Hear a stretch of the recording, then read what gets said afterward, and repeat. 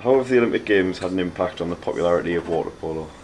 It's had a massive popularity. Most people didn't actually know about it beforehand. I had loads of people come up to me at freshers for it and said they'd watch it, or they sort of thought it was a different game compared to what it was. They didn't realise how violent it could be or how exciting the game can actually be. They sort of just thought it was people chucking a ball in the water. Yeah. How big an advantage is it to have an Olympic standard facilities, obviously in the city with the aquatic centre? It is fantastic, but unfortunately because it's such a good facility, it's hard to get pool time in it. We are hoping to use it for the likes of a tournament in the future. There was a tournament last year that we had in the aquatic centre, but at the minute our training is probably going to be somewhere else because of the restricted pool time. And what advice would you give to anybody wanting to get into water polo?